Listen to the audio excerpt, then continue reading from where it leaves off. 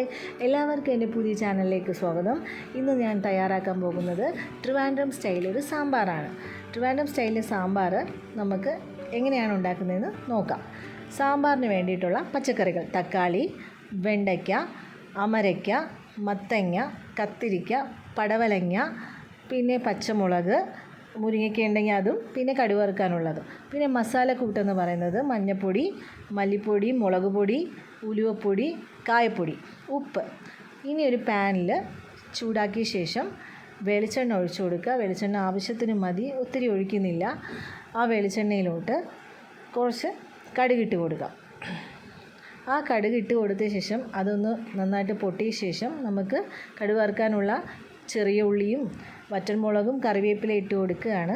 അത് നന്നായിട്ടൊന്ന് വഴറ്റി അത് നമുക്ക് കടുക് വറുത്തത് ആദ്യമേ കടുക് വറുക്കുകയാണ്. ഇവിടെ ട്രിവാൻഡ്രം സ്റ്റൈലിൽ ഞാൻ ചെയ്യുന്നതാണ്. എല്ലാവരും ഇവിടെ ട്രിവാൻഡ്രം സ്റ്റൈലിൽ ഇങ്ങനെയാണ് സാമ്പാർ വെക്കുന്നതെന്ന് അറിയില്ല, പക്ഷേ എൻ്റെ രീതി ഇങ്ങനെയാണ്. ഇഞ്ചി ഇട്ട് കൊടുത്തു, ഇനി കുറച്ച് ഉലുവപ്പൊടി ഇട്ട് കൊടുത്തു. അതിൻ്റെ ഒരു മണം ഒന്ന് വേറെ തന്നെയാണ്, അതിനൊരു പ്രത്യേക ടേസ്റ്റാണ്. ഇഞ്ചി ഇട്ട് കടുക് വറുത്ത് സാമ്പാർ ഉണ്ടാക്കി നോക്കണം. ഇനി പതുക്കെ പച്ചക്കറികൾ ഇട്ട് കൊടുക്കുകയാണ്.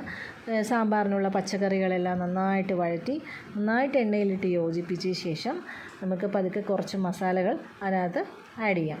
അപ്പോൾ ആദ്യം പച്ചക്കറികളെല്ലാം നന്നായിട്ടൊന്ന് വെന്ത് വരട്ടെ. ഒരുപാട് ഉടഞ്ഞു പോകേണ്ട. പച്ചക്കറികൾ എപ്പോഴും ഒരുപാട് ഉടയുന്നതിനെക്കാട്ടി നല്ലത് ഇങ്ങനെ ഇരിക്കുന്നതാണ്. മഞ്ഞൾപ്പൊടി ഇട്ട് കൊടുത്തു, അത് നന്നായിട്ട് യോജിപ്പിക്കുക. അടുത്ത മല്ലിപ്പൊടി, ഉലുവപ്പൊടി ഇട്ട് കൊടുത്തു, അതും നന്നായിട്ട് യോജിപ്പിക്കുക.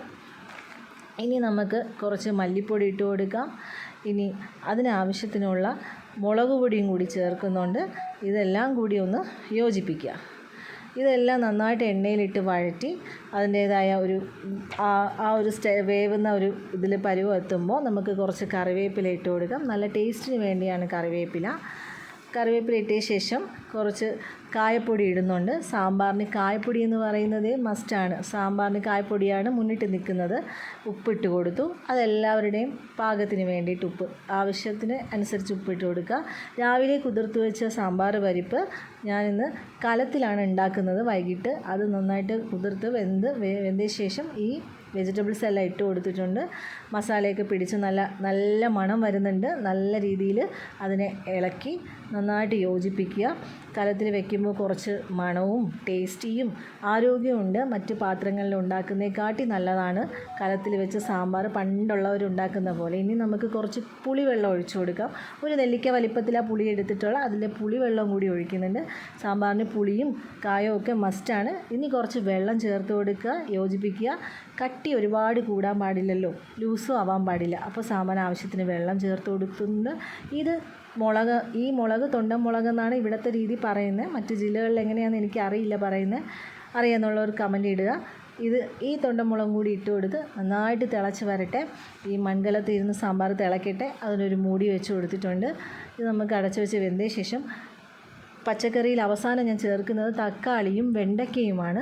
ഇത് രണ്ടും ഉടഞ്ഞു പോയി കഴിഞ്ഞാൽ അതിൻ്റെ ടേസ്റ്റ് മാറും. അപ്പോൾ നമുക്കിതൊന്ന് ഇങ്ങനെ ഇട്ട് കൊടുത്താൽ നല്ല ടേസ്റ്റിയാണ്. ഒന്ന് പരീക്ഷിച്ച് നോക്കുക. ഇനി മല്ലിയില ഇട്ട് കൊടുത്തു.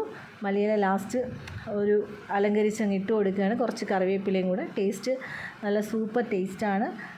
അതിൻ്റെ ഒരു ടേസ്റ്റ് രുചിച്ച് നോക്കിയാലേ അറിയാവൂ. മൺകലത്തിലേയും കൂടി ആയതുകൊണ്ട് നന്നായിട്ട് തിളച്ച് വരുന്നുണ്ട്. ഒരുപാട് ഉടഞ്ഞു പോകണ്ട. ഉടഞ്ഞു പോകുന്നത് വെജിറ്റബിൾസിൻ്റെ ഗുണം നഷ്ടമാവും.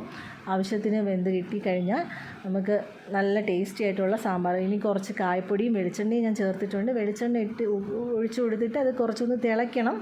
ഇനി എൻ്റെ മോൾ അത് ടേസ്റ്റ് ചെയ്യാൻ പോവുകയാണ്. ഇഡ്ഡലിയോടൊപ്പം സാമ്പാർ നല്ല ബെസ്റ്റ് കോമ്പിനേഷനാണ് രണ്ടും. ഇഡ്ഡലി സാമ്പാർ എന്ന് പറയുന്നത്. അത് കുറച്ചൊന്ന് കഴിച്ചു നോക്കട്ടെ. എങ്ങനെയുണ്ട് അമ്മൂസേ? കഴിച്ചു നോക്കിയേ.